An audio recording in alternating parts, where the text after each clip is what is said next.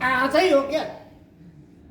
आजै बदलिएन भने सके त अस्ति बदलेको हुन्थ्यो, सकिएन। आज बदल्नै पर्छ। आज बदल भोलि पछि कतै गरौँ न के बेच्छ भन्यो भने फेरि त कहिले हुँदैन। आजै सोचौँ, विकल्प आजै सोचौँ, आजै सोच बदलौँ, आजै विचार बदलौँ र आजैदेखि नयाँ सोचका साथ लाग्नुपर्छ। र त्यो अब समय सक्यो होला। अब त्यसले गर्दा मैले गीत मारिहालेँ। हो हाम्रो सपना कसले पुरा गरिन्छ? भगवान्ले। भगवान्सँग पैसा भएको? पैसै छैन भगवान्सँग। भगवान्ले त गर्ने त हामीले नै हो। कसरी गर्ने?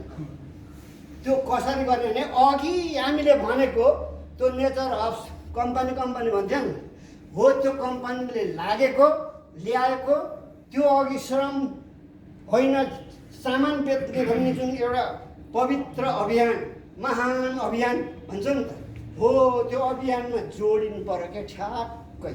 अनि जोडिएर त्यसको सिस्टममा रहेर त्यसको नियम र पद्धतिमा जोडेर अगाडि गयौँ भने हाम्रा ती सारा सपनाहरू पुरा हुनेछ। र त्यो हाम्रो सारा सपनालाई पुरा गर्ने एउटा कम्पनी छ। र त्यो कम्पनीको एक मात्रै नेपालको कम्पनी हो। त्यो कम्पनीको नाम हो nature hub international private company. नमस्कार।